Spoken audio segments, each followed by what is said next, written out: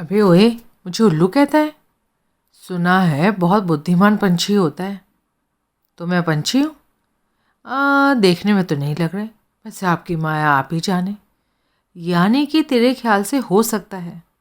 जाने दीजिए और ये बताइए हम यहाँ क्यों खड़े हैं? यहाँ क्यों खड़े हैं? अच्छा सवाल है। कोई सचता हुआ जवाब भी दे सकें तो समझिए कि विस्की पर सोडा। क्या? यानी कि सोने पर सुहागा। अर्जुन, मस्करी बंद कर। मैं अकेला? हाँ, और संजीदा होकर मेरी बात सुनना। फरमाइए। वो लड़का, वो शैलेंद्र तिवारी गायब है। मानसी कहती है कि वो अपने अंजाम से घबराकर फरार हो गया। उसकी तलाश में मैं अमर कॉलोनी उसके घर गया था, लेकिन मैंने घर को अंधेरे में डूबा और दरवाजे को ताला लगा पाया था। अर्जुन, मैं उसके घर को भीतर से झांकने की कोई जुगत करना चाहता हूँ। क्यों? उससे मुझे ये अंदाज़ा हो सकता है कि वो सचमुच फरार हो गया है या मानसी के माध्यम से महज ऐसे स्थापित करने की कोशिश कर रहा है। भीतर कैसे घुसेंगे? ताला जबरन खोलकर? ऐसा कर पाना मुमकिन होता तो मैं तभी कर चुका होता जबकि मैं वहाँ गया था। अब तेरे सामने कथा ना कर रहा होता। तो वो बिल्ट इन लॉक था जो कि दरवाजे के हैंडल में ही फिट होता है। वो मामूली ताला था जो कि उस किस्म की 2-4 चाबियां हो तो चुपचाप खोला बंद किया जा सकता है। अब मेरा कहना ये है कि तू कहीं से उस तरह की कुछ चाबियां मुहैया करा। अभी? इडियट, दिन चढ़ने पर, दुकानें खोलने का टाइम होने पर किसी ताले की चाबियां बनाने वाली दुकान से। अब काफ़ी धक्के खाने वाला काम है, तो खा। ना खाने की मर्जी हो तो कुछ और भी तो किया जा सकता है। और क्या? और क्या कर सकता है तू? मेरे पास एक मास्टर की है जो कि इस किस्म के 90% ताले खोल सकती है। मास्टर की? कहाँ? घर पर? स्कूटर की डिक्की पर। वो जो यूथ क्लब के कंपाउंड में खड़ा है। अर्जुन, हम यूथ क्लब चल रहे हैं। तेरे स्कूटर से वो चाबी निकालकर हम अभी अमर कॉलोनी जाएंगे। अभी? हाँ, अभी सवेरा होने में बहुत वक्त है। उसका घर कुछ ऐसी स्थिति में है कि रात की इस घड़ी उसके दरवाजे के साथ की हमारी किसी हरकत की किसी को खबर नहीं लगेगी। और अगर पुलिस वहाँ पहले पहुँच गई तो? हाँ, ये एक समस्या है, क्योंकि पुलिस वहाँ अगर पहले पहुँच गई तो वो उस लड़के के लौटने के इंतज़ार में वहाँ पहरा बिठाकर बैठ जाएंगे। वो फरार हो गया है, इस बात की मानसी के जरिए मुझे खबर है, लेकिन पुलिस को ये खबर या तो लगेगी ही नहीं या लगते लगते लगेगी। यानी कि एक बार वहाँ पहरे पर कोई सिपाही बैठ गया तो बहुत देर तक बैठेगा और फिर हमारी मंशा पूरी नहीं होगी।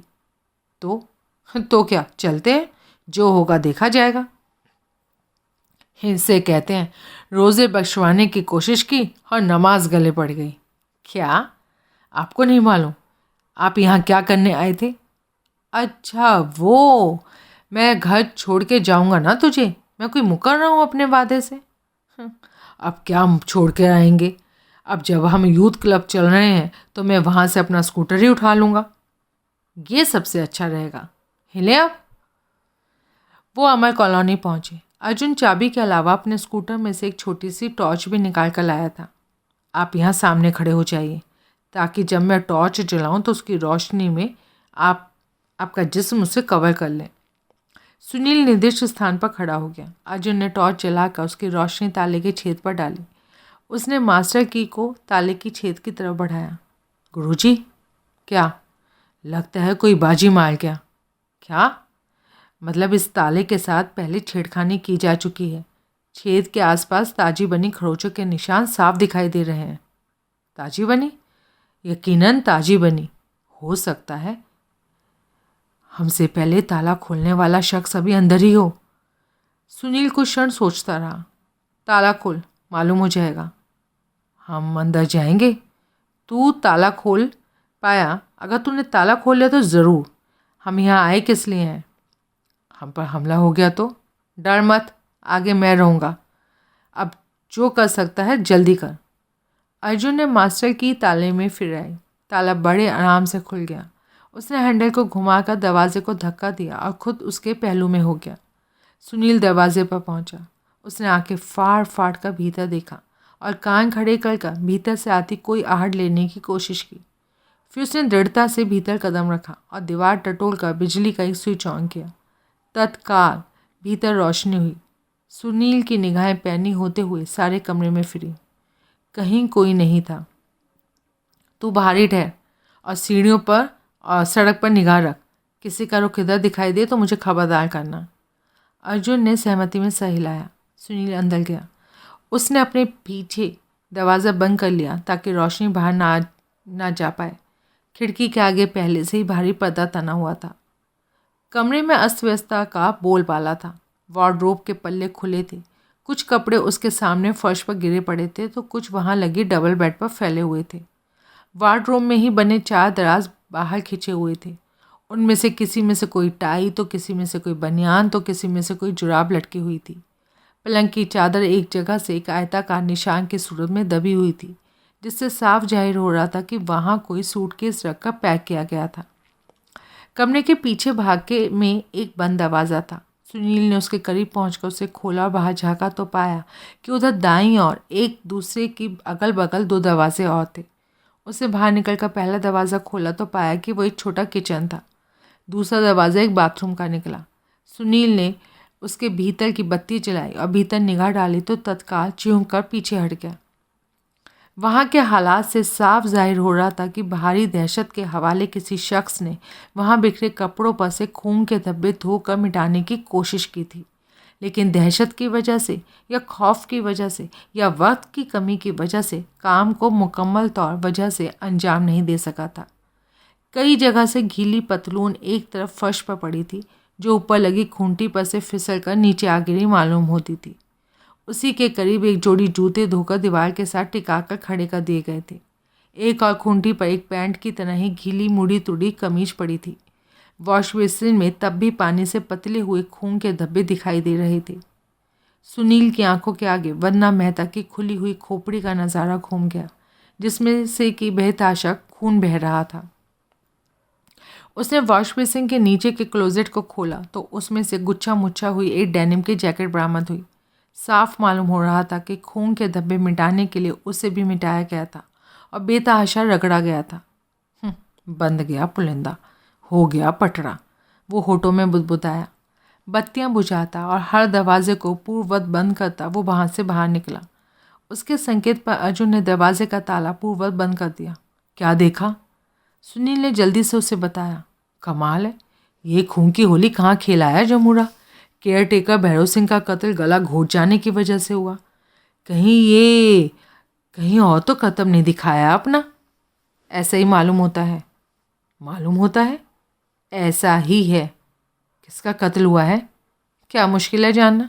सो के उठ के ठंडे पानी से नहा के गश्त पर निकलना। अहिरवाल केस से ताल्लुक़ रखती जो सूरत न दिखाई दे, समझ लेना उसका कत्ल हो गया। अरे मैं तो समझते समझते समझूंगा, आप तो समझ बैठे हैं तो बता भी दीजिए। नीचे चल, बताता हूँ। दोनों बिना कुछ बोले सीढ़ियाँ उतरने लगे। 4:30 बजे के करीब सुनील फिर लिटन रोड पहुँचा, जहाँ की आर्य समाज मंदिर को तलाश करने में उसे कोई विशेष दिक्कत न हुई। अर्जुन को उसने अमर कॉलोनी से इस निर्देश के साथ घर भेज दिया था कि जब वो सुबह सोकर उठे तो पुलिस हेडक्वार्टर का चक्कर लगाने के बाद ही ऑफिस आए।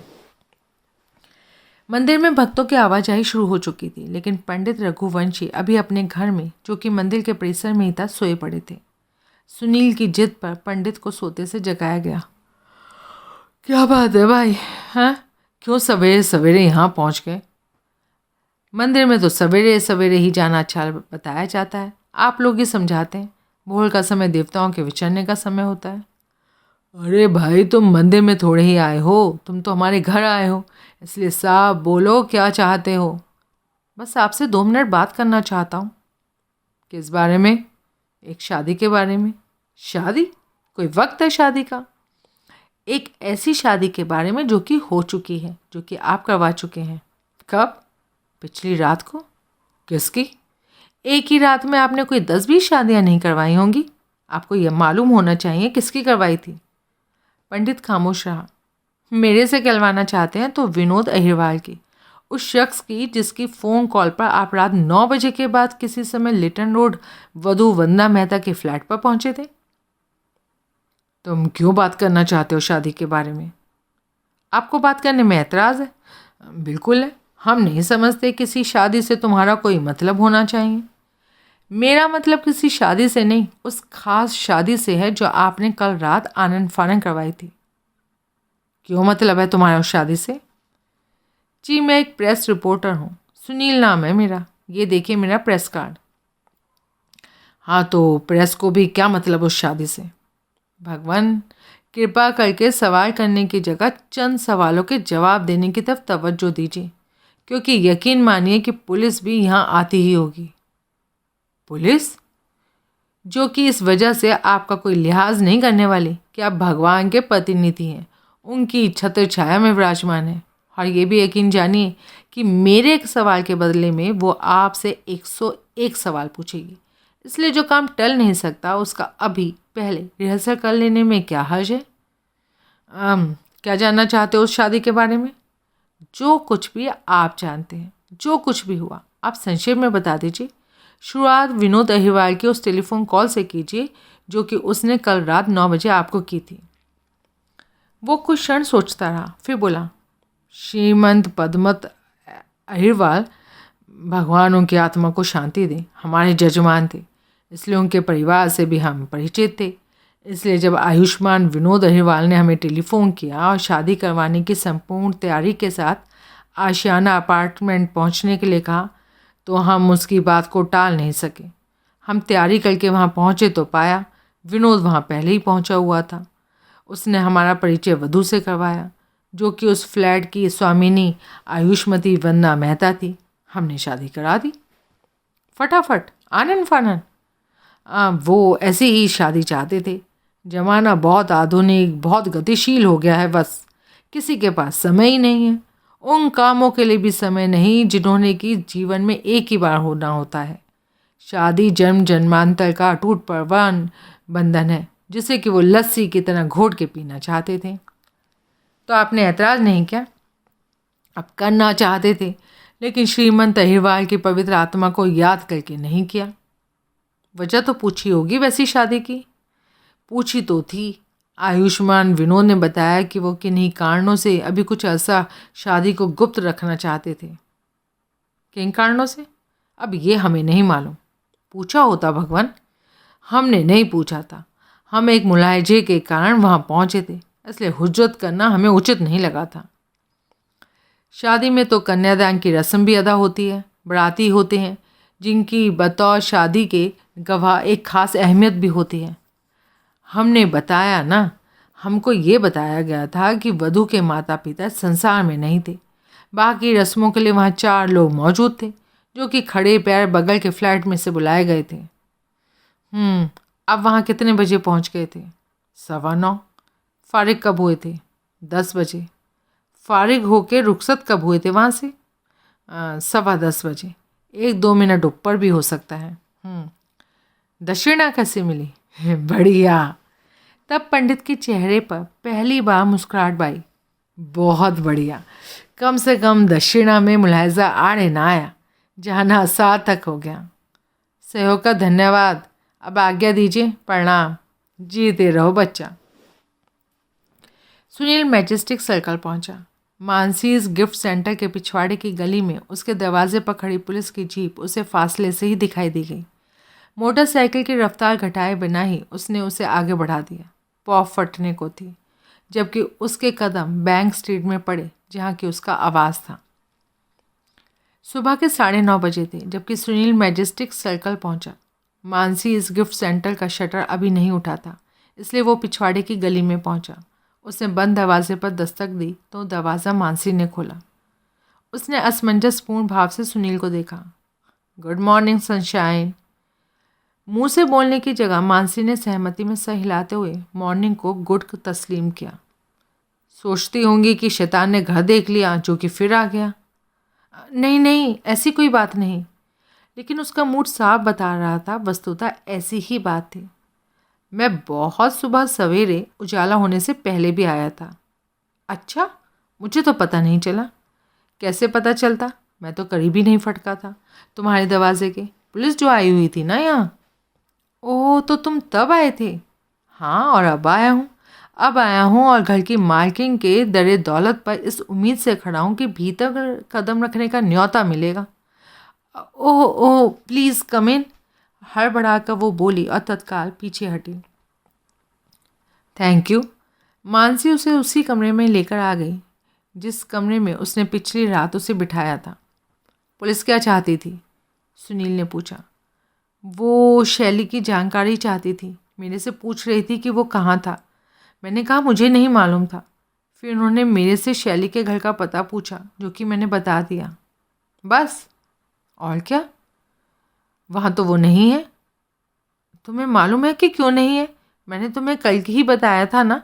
उसने मुझे फ़ोन करके बताया था कि वो फ़रार हो रहा था। और ये बात तुमने पुलिस को बता दी? नहीं। क्यों? उसने उत्तर नहीं दिया। पुलिस ने तुम्हें ये बताया था कि वो शैली को केयरटेकर भैरव सिंह का कातिल मान रही थी और शायद इसलिए उसकी तलाश में थी। हाँ, उन्होंने मुझे शेरों वाली माता के लॉकेट वाली वो जंजीर भी दिखाई थी, जो कि बकौल उनके और बकौल तुम्हारे भी हथ प्राण भैरव सिंह की मुट्ठी में दबी पाई गई थी और मुझे उसकी शिनाख्त करने के लिए कहा गया था। फिर करी तुमने शिनाख्त? मैंने कहा ना, वो जंजीर शैली की जंजीर जैसी ज़रूर थी, लेकिन शैली की नहीं थी, क्योंकि जैसा मैंने तुम्हें बताया था उसकी जंजीर मेरे पास थी। विश्वास आ गया तुम्हारी बातों पर उन्हें, तुम्हारी उस कहानी पर जो कि तुमने मुझे सुनाई थी? वो कहानी नहीं, हकीकत है। अच्छा, तो विश्वास आ गया उन्हें इस हकीकत पर? पता नहीं, अलबत्ता मुझसे ये ताकीद करके गए थे कि जब वो जंजीर सुनार के पास से वापस लौट आए तो मैं फ़ौरन उन्हें टेलीफोन पर खबर करूं। जो कि तुम करोगी? हाँ, जाहिर है, पुलिस का मामला है। मैं नहीं करूँगी तो वो खुद यहाँ पहुँच जाएंगे ना। दुरुस्त। वो जंजीर सुनार के तुम्हें लौटाते ही वो लौटा गया। अच्छा, इतनी सुबह? शॉप खुलने का वक्त होने से भी पहले? हाँ। कहाँ है वो जंजीर? जरा देखें। उसने एक जंजीर पेश की। सुनील को कबूल करना पड़ा कि वो हूबहू उस जंजीर जैसी थी जो उसने पहले शैली के गले में और फिर मकतूल भैरव सिंह की मुट्ठी में देखी थी। हुक्का टाका लगा मालूम तो नहीं होता। यही तो कारीगरी है। बहुत उम्दा कारीगर है। ये क्या नाम बताया था? विपिन बिहारी। अब तो तुमने उसका कोई पता पूछ ही लिया होगा। नहीं। क्यों? मैंने ज़रूरत ही नहीं समझी। पुलिस इस बात को अच्छी निगाहों से नहीं देखेगी कि उसका पता तुम्हें पहले तो मालूम था ही नहीं और अब भी नहीं मालूम। उसने लापरवाही से कंधे झटकाए। ये जंजीर तो बिल्कुल नई मालूम होती है। सुनार के पास से लौटे जेवर के साथ ऐसा ही होता है। वो लोग जेवर को फिर से पॉलिश वगैरह कर देते हैं ना। तो ये वो जंजीर जो कि असल में शैली की है? हाँ, सोने की। जाहिर है, तुम्हें क्या दिखाई देता है? वही जो कि दिखाई देना चाहिए। सुनील ने कुछ क्षण ठिठक कर जंजीर को टटोला, लॉकेट को उमेटा, फिर बोला, अब कहाँ है शैली? भाई मुझे नहीं मालूम, लेकिन जहाँ भी है वहाँ से पुलिस को ढूंढे नहीं मिलने वाला। बड़े यकीन से कह रही हो? हाँ। और इस यकीन की वजह? फ़ोन किया था? नहीं, चिट्ठी भेजी थी। कब? वो मुझे तुम्हारे आने से कोई 1 घंटा पहले मिली थी। कैसे मिली थी? इतनी सवेरे कौन पहुंचा कर गया यहाँ चिट्ठी? अब मुझे नहीं पता, मुझे तो चिट्ठी लेटर बॉक्स में पड़ी मिली थी। कहाँ है वो लेटर बॉक्स? और वो चिट्ठी? मेरे पास है। लाओ जरा देखें। उसने पलंग पर से एक तकिया हटाया और उसके पीछे से एक लिफाफा बरामद किया। उसने लिफाफा सुनील को सौंपा तो उसने पाया कि उस पर केवल मानसी का नाम लिखा हुआ था। उस पर ना पाने वाले का पता था, ना भेजने वाले का पता था, ना डाकखाने की टिकट थी और ना किसी कुरियर कंपनी की मुहर थी।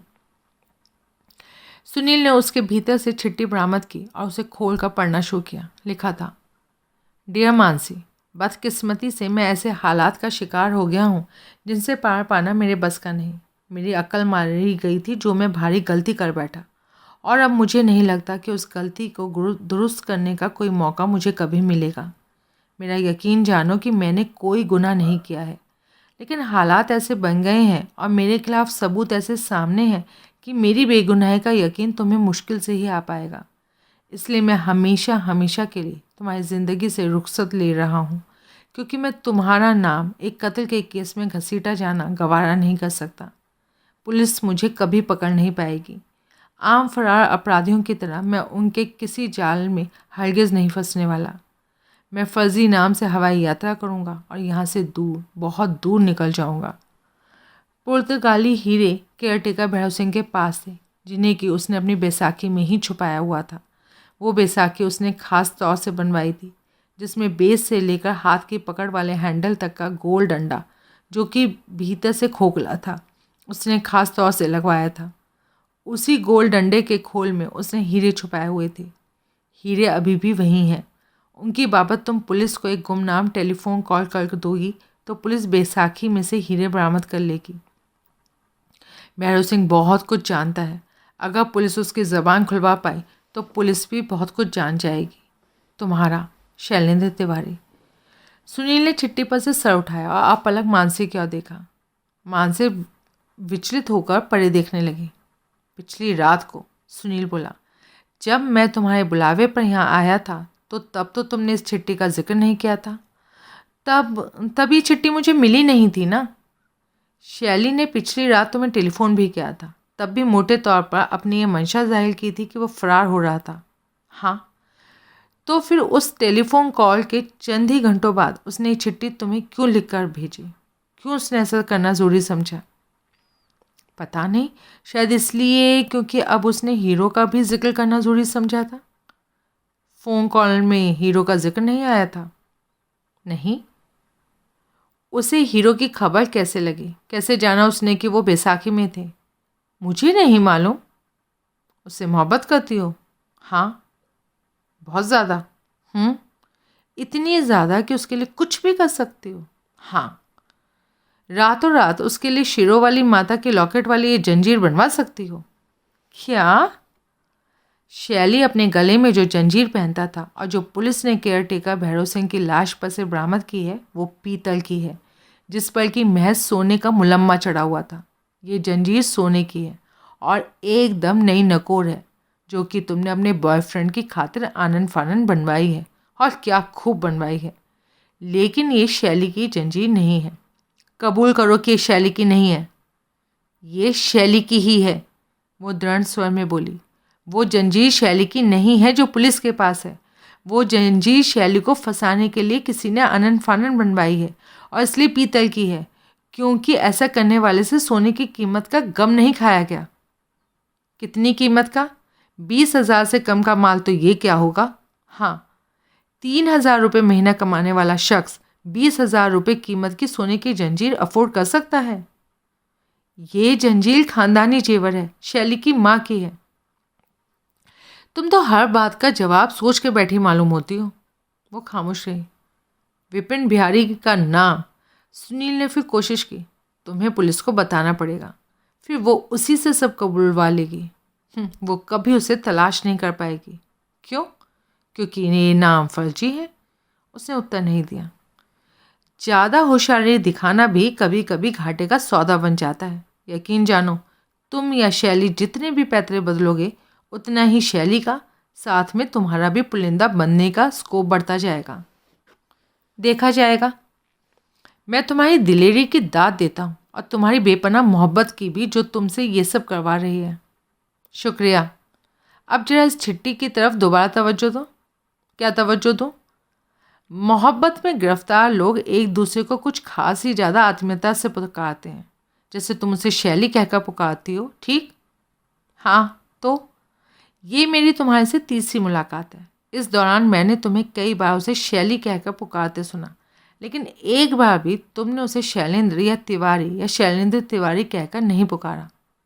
तो क्या हुआ?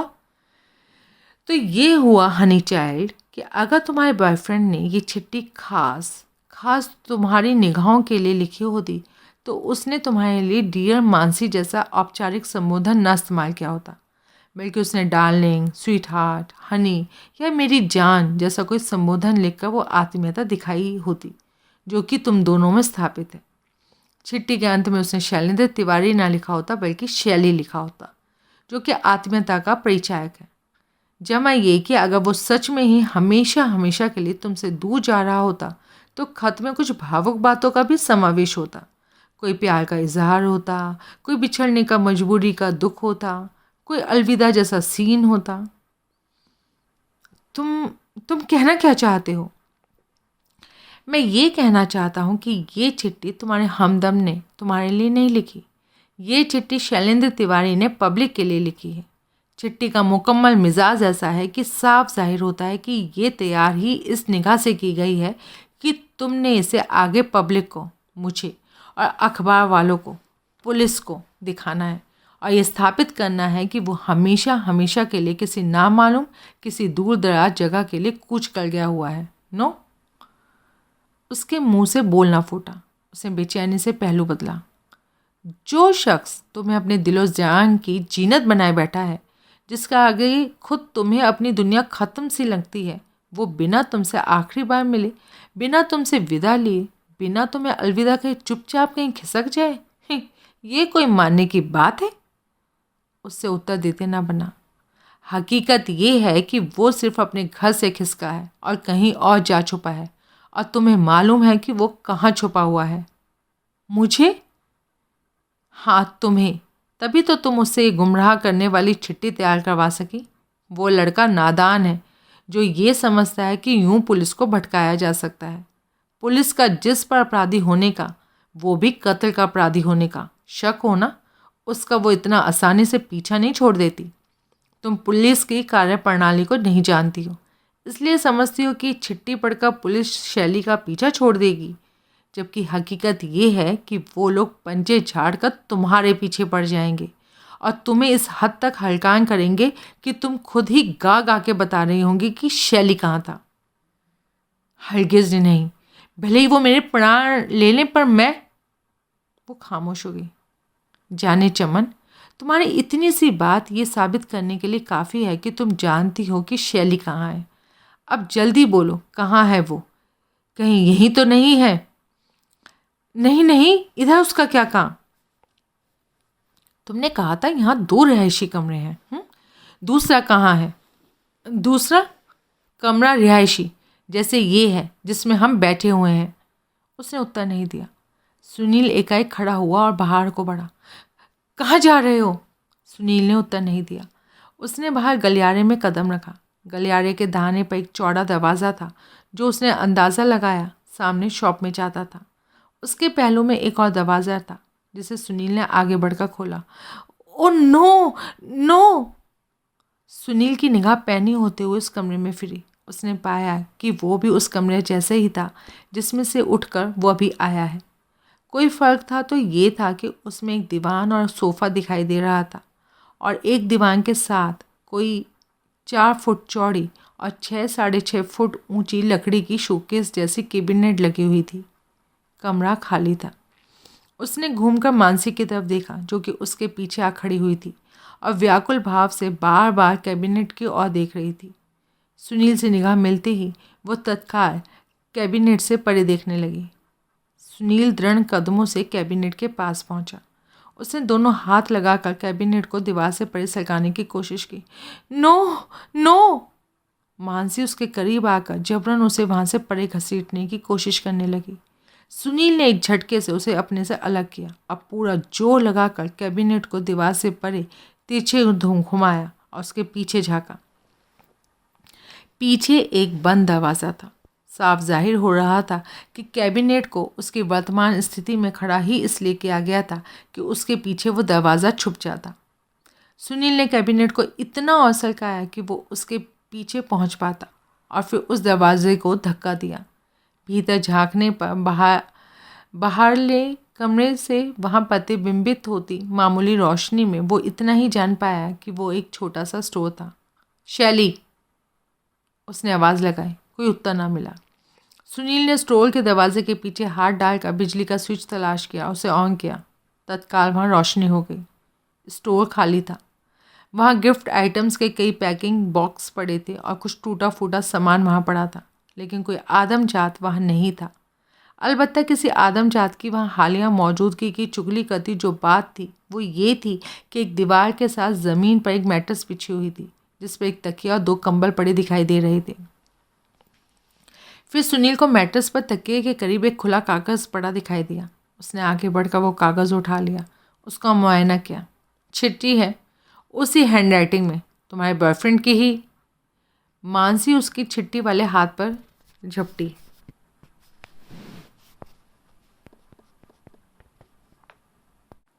मानसी उसके चिट्ठी वाले हाथ पर झपटी। सुनील ने बड़ी सहूलियत से उसे परे धकेल दिया। मानसी ने फिर वैसी कोशिश की तो कर्कश स्वर में बोला, खबरदार, काबू में रखो अपने आप को। लेकिन कीप अवे, ये मेरी चिट्ठी है, मुझे दो। देता हूँ, पहले देखने तो दो इसमें क्या लिखा है। हाँ, तुम्हारे बॉयफ्रेंड की ही चिट्ठी है ये, तुम्हारे नाम। मैं सुनाता हूँ ना तुमको, सुनो।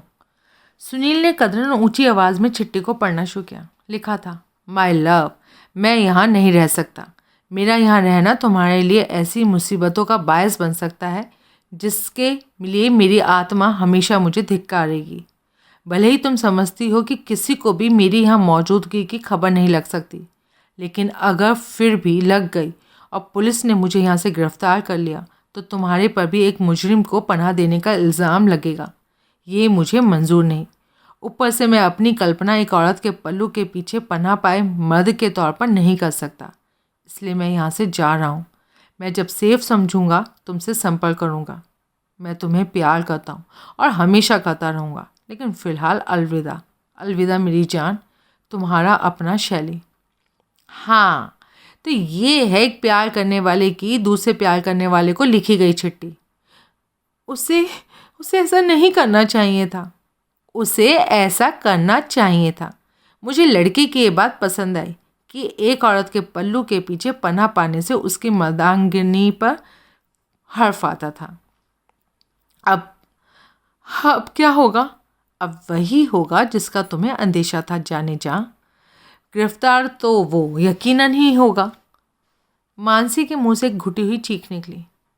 लेकिन अब पुलिस का दावा ये होगा कि उन्होंने एक फरार अपराधी को गिरफ्तार किया, जो कि उसके लिए बहुत ही ख़राब बात होगी। उसने ये एक निहायत अहमकाना हरकत की जो कि अब उसके गुनाह को दोबाला कर लेगी। वो गुनहगार नहीं। मुझे तुम्हारी बात पर यकीन है। खुद मेरा ख्याल भी यही है कि वो गलत हालात का शिकार हुआ है और वो गलत हालात एक साजिश के तहत उसके खिलाफ खड़े किए गए हैं। फिर भी तुम उसकी कोई मदद नहीं कर सकते? करना चाहता हूँ, कर रहा हूँ। मेरी मदद का पहला कदम समझ लो कि ये है कि पुलिस उसे बतौर फरार अपराधी गिरफ्तार न कर पाए। ऐसा क्यों कर होगा? तरीका यही है, इससे पहले कि पुलिस उसे धर दबोचे वो खुद समर्पण कर दे। किसे समर्पण कर दे? पुलिस को ही ना। फिर पुलिस भला ये मानेगी कि उसने समर्पण किया था? वो तो यही मानेगी ना कि उसने खुद अपनी कोशिशों से उसे एक फरार अपराधी को गिरफ्तार किया था। यही तो प्रॉब्लम है। ऊपर से मुश्किल ये है कि उसका कोई अता पता नहीं। तुम्हारा क्या ख्याल है, वो यहाँ से निकलकर कहाँ गया होगा? मुझे कोई अंदाज़ा नहीं। चिट्ठी की टोन बताती है कि जल्दी वो तुमसे संपर्क भी स्थापित नहीं करने वाला। इतनी समझ उसे यकीनन होगी कि मौजूदा हालात में पुलिस तुम्हारे पर वॉच और कड़ी नज़र रख रही होगी। वो मेरे से संपर्क ज़रूर करेगा। करेगा तो मरेगा। ऐसा नहीं होगा। वो मुझे ज़रूर फ़ोन करेगा। तुम्हारा फ़ोन पुलिस ने पहले ही नहीं टेप करवाया हुआ होगा तो अब करवा लेगी। उसके यहाँ फ़ोन करने की देर है। पुलिस को खबर लग जाएगी कि वो कहाँ से बोल रहा था। वो यहाँ फ़ोन नहीं करेगा तो शाम में एक पब्लिक टेलीफोन है जिसमें ₹1 का सिक्का डालने से कॉल होती है। उस फ़ोन पर इनकमिंग कॉल भी आती है। पुलिस को अभी उस फ़ोन की खबर नहीं और हो सकता है कि जल्दी खबर लगे भी नहीं। मैं उस फ़ोन पर निगाह रखूँगी। मेरा दिल कहता है वहाँ शैली का फ़ोन ज़रूर आएगा। दुआ करो कि ऐसा ही हो और जल्द अज जल्द हो। एंजल फेस, अगर ऐसी फ़ोन कॉल आ जाए तो सबसे पहले जो बात तुमने उसे कहनी है वो ये कहना कि वो बिना एक क्षण भी नष्ट किए मेरे से कांटेक्ट करे। मेरे सेलुलर फ़ोन का नंबर तुम्हारे पास है, तुम उसे दे देना। वो सेलुलर पर फ़ोन करेगा तो बात जब भी होगी, जहाँ भी होगी, मेरे से ही होगी। फिर आगे मैं सब संभाल लूँगा। तुम क्या करोगे? स्वीटहार्ट, गिरफ्तार तो उसे होना पड़ेगा। लेकिन उसके हित में जो मैं करूँगा वो ये होगा कि उसकी गिरफ्तारी उसके स्वेच्छा से किए समर्पण के तहत होगी। यानी कि पुलिस ये दावा नहीं कर सकेगी कि उन्होंने एक फरार अपराधी को गिरफ्तार किया है। ऐसा क्यों करोगे? वक्त आने दो, सब समझ में आ जाएगा। क्यों करोगे ऐसा? क्योंकि तुम मेरी वो छोटी बहन हो जो कि 12 साल पहले कुंभ के मेले में बिछड़ गई थी, और अब जबकि तुम्हारे सुहाग पर बनी है तो तुम्हारी रक्षा करना मेरा परम कर्तव्य है। मजाक मत करो। देखो, हातिम ताई के पड़ोसी ने कहा है, जब तक पंगा पंगा ना ले, पंगे से पंगा नहीं लेना चाहिए, समझी? नहीं, you should not trouble until trouble you. अब समझी? लेकिन सुनील भाई मुल्तानी ने कुछ ऐसी तकदीर पाई है कि वो पंगे से पंगा ले या ना ले, पंगा उससे पंगा ज़रूर लेता है। ऐसा ही अब भी हो रहा है। ओह, लेकिन फिक्र नॉट रोजी लिप्स, जैसे आज तक जो हुआ है अच्छा ही हुआ है, वैसे अब भी जो होगा अच्छा ही होगा। No? Yes, so cheer up, give me a sweet smile. वो जबरन मुस्कुराई। That's like a good girl. Sunil youth club पहुंचा। रमाकांत को उसके बेडरूम में जाकर सोते से जगाया। की हुआ? पल्ले आ गई मायवी? नहीं। सुनील उसके सामने कुर्सी पर बैठता हुआ गंभीरता से बोला। प्रलय तो नहीं आई, अभी तो मैं ही आया हूँ। तो तू ही कौन सा पल्ले से कम है जो दिन चढ़ते ही आ गया।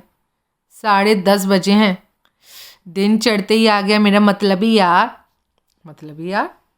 और क्या मतलब? बिना तू ऐसे तो आने वाला नहीं। अब जाग गए? नहीं, अभी नहीं, अभी तो उठा हूँ, जागा नहीं हूँ। उसने दाएं बाएं हाथ मारकर अपना सिगरेट का पैकेट और लाइटर बरामद किया। एक सिगरेट सुलगाया। उसका इतना लंबा कश खींचा कि एक ही कश में 1/3 सिगरेट खत्म हो गई। और फिर बोला, अब जाग गया हूँ कुछ। अब बोल, चाय पिएगा, कॉफ़ी पिएगा या मेरा खून पिएगा? मैं तो तुम्हारा खून ही पीऊँगा। क्या? वो आंखें निकालते हुए बोला, तुम्हारा खून पीऊँगा। हाजिर है प्यारो। तत्काल रमाकांत के चेहरे पर मुस्कुराहट आई। जिन्ना मर्जी पियो, भर भर प्याले पियो, गोली किद्दी ते गहने किद्दे। क्या खबर है? सबसे पहले तो रमाकांत ने मेज पर से एक तह किया हुआ कागज़ उठाकर उसे थमाया। ये पद्मपत अहिरवाल की 6 महीने पुरानी वसीयत की फ़ोटोकॉपी पकड़। सुनील ने कागज़ को खोला तो पाया कि वो वस्तुतः 2 कागज़ थे। उसने दोनों को पढ़ा और लापरवाही से वापस मेज़ पर रख दिया। इसमें कुछ नहीं रखा। रखा ना रखा तू जाने, मैंने तो। और क्या खबर है? वो नर्स कल रात हम जिसके घर गए थे मर गई। एक मजबूत डंडा मारकर किसी ने खोपड़ी खोल दी उसकी। तुझे तो पता ही होगा या नहीं पता उस बाबत? मुझे कैसे पता होगा? वही तो, तुझे कैसे पता होगा? हाँ तो आगे बढ़ो।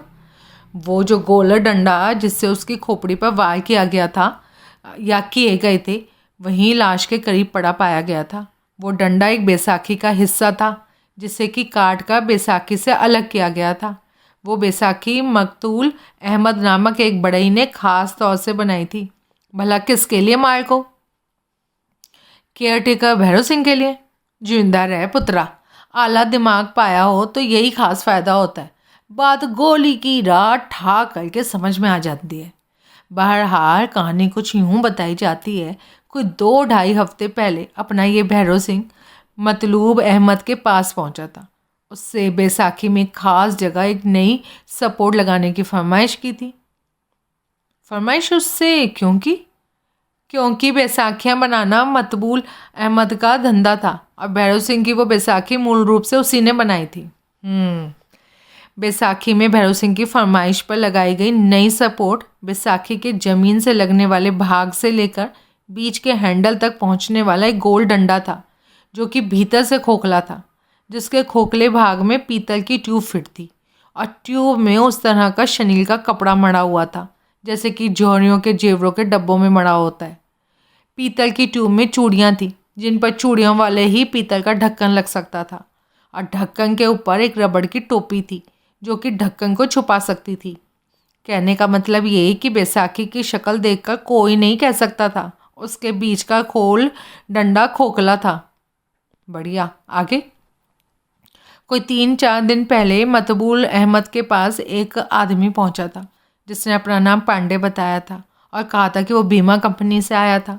उसने कहा था कि भैरव सिंह का जो एक्सीडेंट 2 साल पहले हुआ था ना, जिसकी वजह से वो लंगड़ा हुआ था, उसके क्लेम का मुकम्मल तौर से निपटारा अभी भी नहीं हुआ था और फाइनल सेटलमेंट के लिए उन्हें मालूम होना ज़रूरी था क्या हाल ही में भैरव सिंह ने कोई नई बैसाखी खरीदी थी या पुरानी बैसाखी में कोई फेरबदल करवाई थी। मतबूल अहमद ने फेरबदल के लिए हामी भरी थी, लेकिन इससे पहले कि वो ये बताता कि फेरबदल क्या हुई थी, उसे पांडे पर शक हो गया था। उसने पांडे को अपना बीमा कंपनी का आइडेंटिटी कार्ड दिखाने को कहा और पांडे बहाना बनाकर खिसक गया। कोई हुलिया मालूम हुआ उस शख्स का? हाँ, फुल मालूम हुआ मोतिया वालों। कद कोई 6.25 फुट, उम्र कोई 40 साल, रंग सांवला, जिस्म इकहरा, क्लीन शेव्ड, सर पर घने काले बाल और मोटी लंबी कान की लौ तक आने वाली कलमें, दाएं आंख के ऊपर माथे पर सिले जख्म का निशान और सवारी नीले रंग की कॉन्टेसा। ये तो अहिरवाल एस्टेट के ड्राइवर आदिनाथ का हुलिया है और कॉन्टेसा स्वर्गीय पद्मपत अहिरवाल की ज़िंदगी में उसकी थी। अब वारिसों की होगी। हाँ, जाहिर है। ये बात सूझी कैसे? मेरा मतलब है मतलूब अहमद तक पहुंच कैसे हुई तुम्हारे आदमियों की? तुम्ही ने तो कहा था केयर टेकर की पूरी चेकिंग करानी थी। पूरी चेकिंग के स्कोप में वो बड़े ही मतबूल अहमद भी आ गया। ओह, केयर टेकर की पड़ताल में एक ऐसी बात खबर लगी है कि सुनोगे तो फड़क जाओगे। तैयार हूँ फड़कने के लिए, फड़काओ। कोई 2 हफ्ते पहले हुजूर सिंह हाड़ा नाम के एक शख्स ने एक नई नकोर ओपल एस्ट्रा कार खरीदी थी, जिसकी कागजी कार्रवाई में प्रूफ ऑफ रेजिडेंस देने के लिए उसने केयर टेकर भैरव सिंह को पेश किया था। भैरव सिंह ने उसकी गारंटी ली थी और उसका आवास care of Bhairav Singh Ahirwal estate Tarakpur road लिखवाया था। हुजूर सिंह हाड़ा, ये कौन हुआ? नाम तो सुना हुआ लगता है। ओह माय गॉड, ये तो वो शख्स होगा जो भैरव सिंह को 7 प्रीमियम वर्ल्ड कंपनी में जॉइंट लॉकर होल्डर था, जो हॉस्पिटल में कोमा की स्थिति में पड़ा था और जो होश में आए बिना ही जन्नत नशीन हो गया था।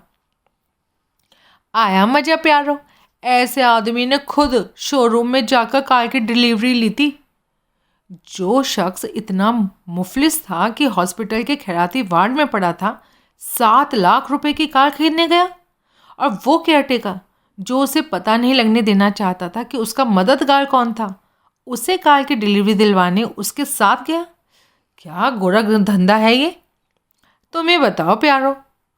डिलीवरी के वक्त उसे अपनी शिनाख्त भी तो स्थापित करनी पड़ी होगी ना?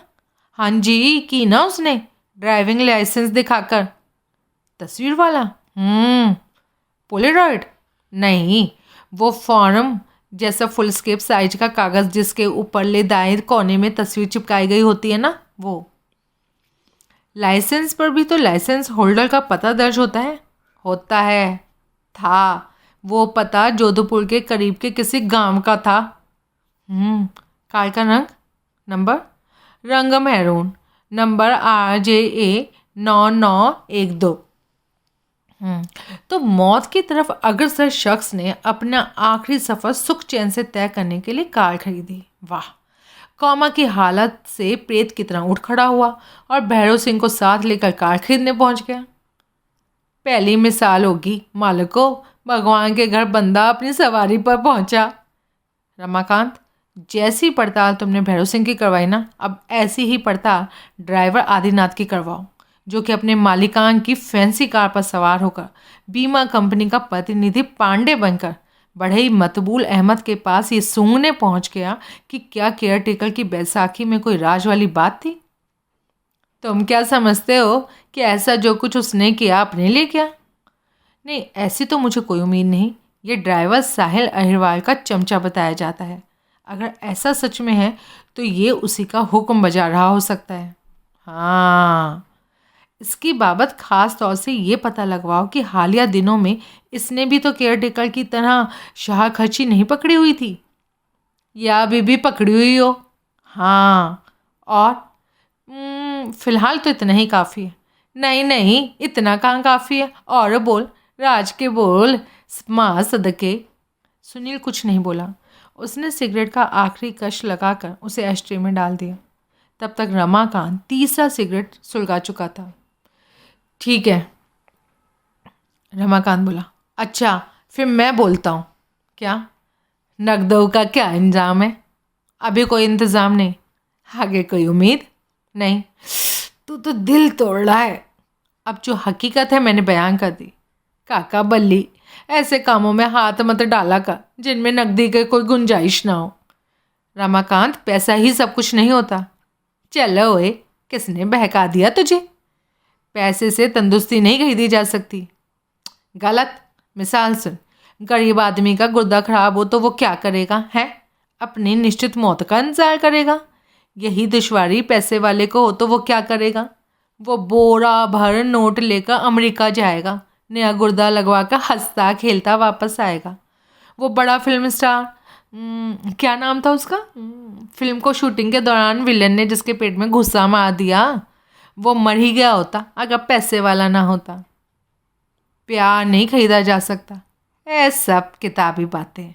वरना पैसे वाला तो लाइन लगवा सकता है ऐसे बंदे और बंदियों की जो प्यार के घड़े उस पर उड़ेलने के लिए खुद मरे जा रहे हों।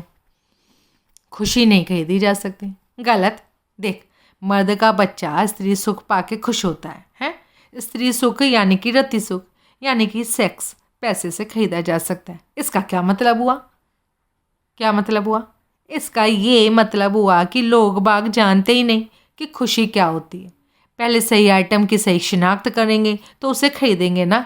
वीर मेरे, हर चीज़ बिकती है, हर चीज़ खरीदी जा सकती है। भाव देने वाला चाहिए। कहने का मतलब ये कि अपनी वाहियात फिलॉसफी झाड़ कर मुझे गुमराह ना कर। नकदों का अदब करना सीख, उसे गले लगाना सीख, सर में हाथे पे बिठाना सीख। हाँ हाँ, सीखूंगा। तेरा साईं जीवे, कब सीखेगा? अगले जन्म। दूर फिटे मुंह। सुनील हंसा।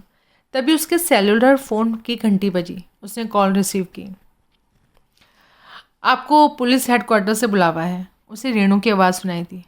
आपके खास कदरदान मेहरबान इंस्पेक्टर प्रभुदयाल का हुक्म है कि आपको कहीं से भी तलाश करके पुलिस हेडक्वार्टर रवाना कर दिया जाए। बस? साथ में वरना नहीं कहा? अभी तो नहीं कहा, शायद दोपहर बाद कहेंगे, जबकि आपकी अपने पास गैर हाजिरी से नाउम्मीद हो जाएंगे। आपकी हाजिरी से नाउम्मीद होकर आपको फ़ोन करेंगे। अर्जुन आया? अभी तो नहीं आया। ठीक है, मैं पुलिस हेडक्वार्टर जाता हूँ। 1 घंटे के भीतर अगर अर्जुन आ जाए और या कहीं से फ़ोन करे तो उसे भी वहीं भेज देना। ओके। सुनील पुलिस हेडक्वार्टर पहुँचा। शैलेंद्र तिवारी कहाँ है? उस पर निगाह पड़ते ही प्रभुदया बोला। अरे राम सलाम तो कर लेने देते माई बाप। सुनील शिकायत भरे स्वर में बोला। कमरे में कदम नहीं रखा कि ईंट मार दी। रिपोर्टर साहब, तुम पुलिस हेडक्वार्टर में तलब किए गए हो, किसी पार्टी में शरीक होने के लिए इनवाइट नहीं किए गए हो। क्यों तलब किया गया हूँ? मैंने क्या किया है? यही जानने के लिए तलब किए गए हो कि तुमने क्या किया है, जो कि मुझे यूं खड़े खड़े बताना होगा जैसे हेडमास्टर के सामने चौथी जमात का बच्चा खड़ा हो। बैठो। क्या ज़रूरत है? अब सच में ही चौथी जमात का बच्चा बन के मत दिखाओ। Please sit down. Yes. Sunil ने कुर्सी पर ढेर होता हुआ बोला। That's more like it. Thank you. Coffee पियोगे? नहीं, सिगरेट पीऊँगा, अगर इजाज़त हो तो। प्रभुदयाल ने सहमति में सर हिलाया। सुनील ने अपना लकी स्ट्राइक का पैकेट निकाल के एक सिगरेट सुलगा लिया। अब बोलो, शैलेंद्र तिवारी कहाँ है? कौन शैलेंद्र तिवारी? तुम किसी शैलेंद्र तिवारी को नहीं जानती? जी, मैं 3-4 शैलेंद्रों को जानता हूँ, 8-10 तिवारियों को भी जानता हूँ, लेकिन कोई शैलेंद्र तिवारी नाम का वाकिफ़ का तो नहीं याद आ रहा। मैं करता हूँ ना तुम्हारी याददाश्त तरोताज़ा। शैलेंद्र तिवारी वो शख्स है जिसने एक ही रात में 2 कत्ल किए हैं, जिसने अहिरवाल एस्टेट तारकपुर रोड पर एस्टेट के केयर टेकर भैरव सिंह का कत्ल किया था और आशियाना अपार्टमेंट्स लेटन रोड पर नर्स वंदना मेहता का कत्ल किया था। शैलेंद्र तिवारी वो शख्स है जो मानसी लोहिया का बॉयफ्रेंड है। अब ये भी बताऊं मानसी लोहिया कौन है? नहीं, इसकी तो ज़रूरत नहीं है।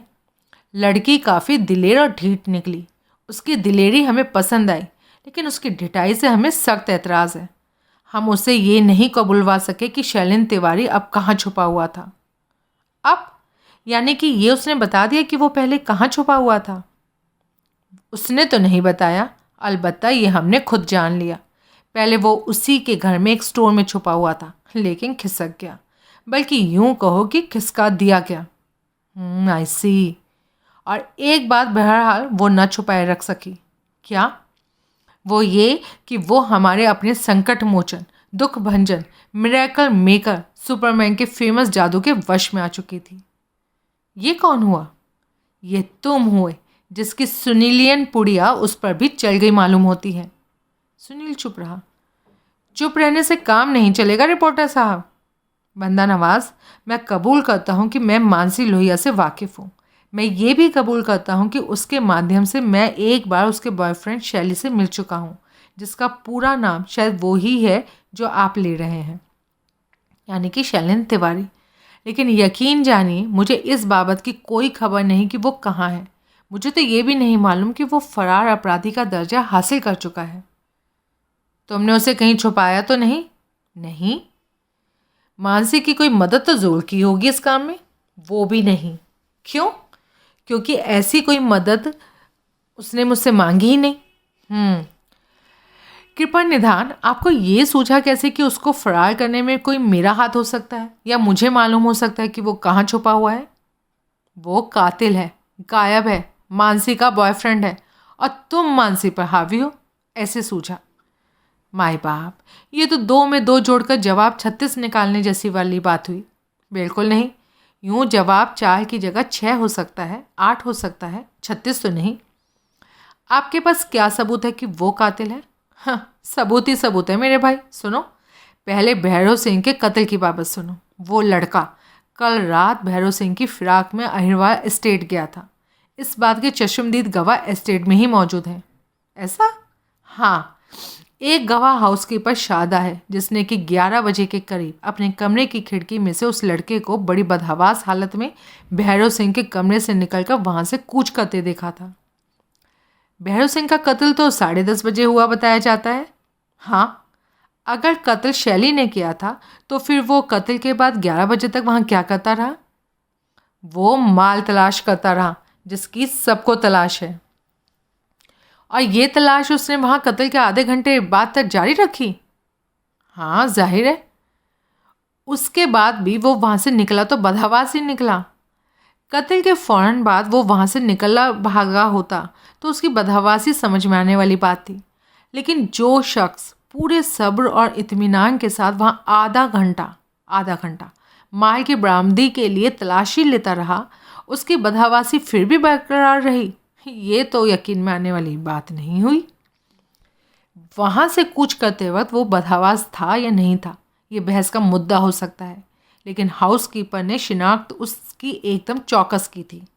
शक की फिर भी कोई गुंजाइश बाकी दूसरे गवाह की शिनाख्त की वजह से नहीं रहती। दूसरा गवाह कौन? ड्राइवर आदिनाथ। 11 बजे के करीब ही कॉन्टेसा ड्राइव करता वो एस्टेट में वापस लौटा था। वो गाड़ी गैरेज में खड़ी करने के लिए उधर बढ़ ही रहा था, जबकि कार की हेडलाइट सीधे वहाँ से खिसकने की तैयारी करते शैलेंद्र तिवारी पर पड़ी थी। उसने उसे साफ पहचाना था। रिपोर्टर साहब, उस शिनाख्त में एक गवाह से गलती हो सकती थी, दो से नहीं। आई सी। उसके खिलाफ अहम तरीन सबूत वो जंजीर है जो कि मकतूल भैरव सिंह की मुट्ठी में दबी पाई गई थी, और जिसकी शिनाख्त कई लोगों ने उस लड़के की जंजीर के तौर पर की है। उस पर शैली लिखा हुआ है। मौजूदा हालात में नाम लिखा होना कोई ज़रूरी नहीं, तो ज़रूर आपके पास कोई और सबूत होगा जो कि निर्विवाद रूप से उस जंजीर को शैली की जंजीर साबित कर सकता होगा। मेरा मतलब गवाहों की उस बाबत शिनाख्त के अलावा।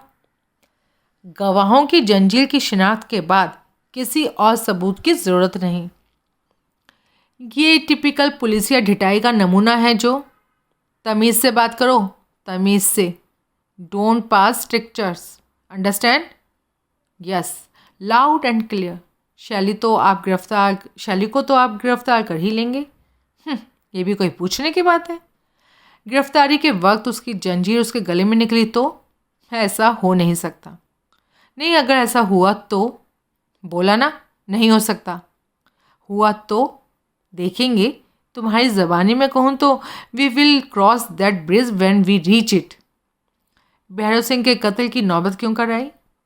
जाहिर है जब शैलेंद्र तिवारी वहाँ उसके कमरे में माल तलाश कर रहा था तो भैरव सिंह एकाएक ऊपर से पहुँच गया था।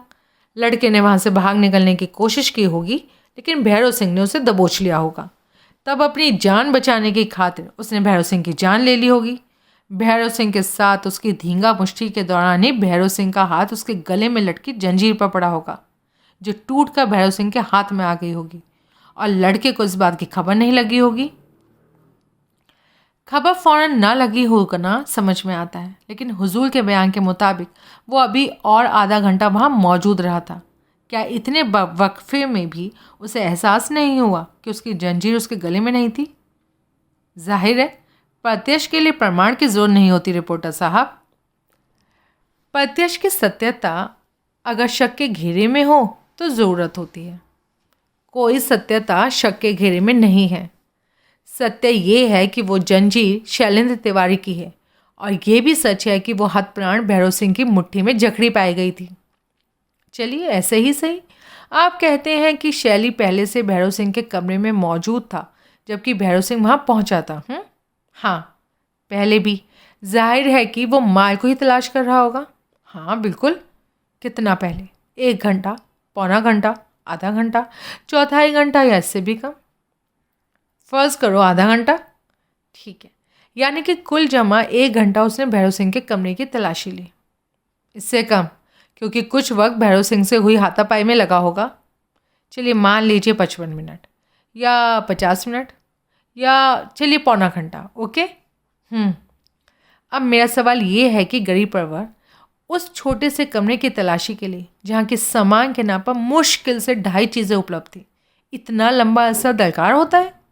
जबकि कोई फर्श भी नहीं खोदा गया, किसी दीवार का कोई प्लस्तर भी नहीं उधेड़ा गया, कोई फर्नीचर भी नहीं तोड़ा गया, किसी खिड़की दरवाजे की भी शामत नहीं आई। अच्छी वकालत कर रहे हो एक ऐसे शख्स की जिसका कि अभी नाम याद करने में भी तुम्हें दिक्कत महसूस हो रही थी। खैर जाने दीजिए, अब बोलिए दूसरे कत्ल की बाबत क्या कहते हैं आप? तफ्तीश से हमें यह पता चला है कि पिछली रात वन्ना मेहता शैलेंद्र तिवारी से संपर्क साधने की कोशिश कर रही थी। उसने कई जगह टेलीफोन करके उस लड़के के लिए मैसेज छोड़ा हुआ था कि वो उससे संपर्क करे। लड़के को किसी जगह से मैसेज मिला तो वो वन्ना से मिलने की मंशा आशियाना अपार्टमेंट पहुंचा। कैसे जाना, किससे जाना? वहीं के एक रेजिडेंट से जाना, जिससे कि लड़के ने वन्ना मेहता के फ्लैट की बाबत पूछा था। जाहिर है उसे वन्ना के पते के नाम पर आशियाना अपार्टमेंट्स लिटन रोड तो मालूम था, लेकिन फ्लैट का नंबर नहीं मालूम था। उस रेजिडेंट ने वन्ना मेहता के फ्लैट का नंबर फ्लोर पूछने वाले शख्स का जो हुलिया बयान किया था वो एन शैलेंद्र तिवारी का है।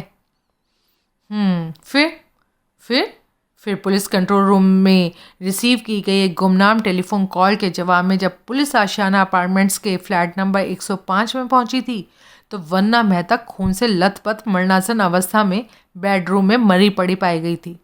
उसे फ़ौरन एम्बुलेंस पर लाद कर हॉस्पिटल भिजवाया गया था, लेकिन उसने रास्ते में ही दम तोड़ दिया था। फिर जो ही शैलेंद्र तिवारी की वहाँ आमद की तस्दीक हुई, हमने उसके घर का पता मालूम किया। फिर वहाँ पहुँचे।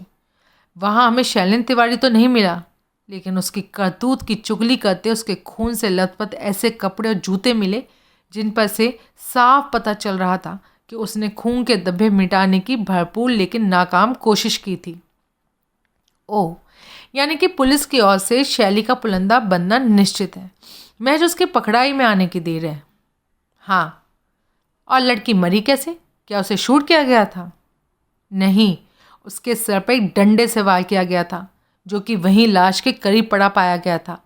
उस डंडे को भी खून लगा हुआ था और खून के एक धब्बे में उंगली का एक निशान साफ बना हुआ था। Very good. अच्छा, तो शिनाख्त हो गई उस निशान की? हो जाएगी। कब?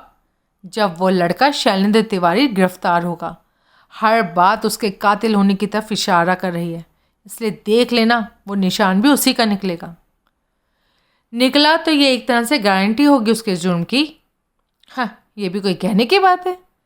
ना निकला तो आप सॉरी बोलेंगे और उसे बाज़त रिहा कर देंगे। प्रभुदयाल हड़बड़ाया। ऐसा कैसे हो सकता है? उसके खिलाफ और भी सबूत हैं। सर्कमस्टेंशियल, ठोस सबूत कोई नहीं, चश्मदीद गवाह कोई नहीं। क्यों कोई नहीं? कई चश्मदीद गवाह हैं, जैसे हाउसकीपर शारदा, ड्राइवर आदिनाथ, जैसे आशियाना अपार्टमेंट्स का वो रेजिडेंट। किस बात के चश्मदीद गवाह हैं ये? सिर्फ इस बात को कि बदकिस्मती से शैलेंद्र तिवारी वारदातों के संभावित वक्त पर वहीं था।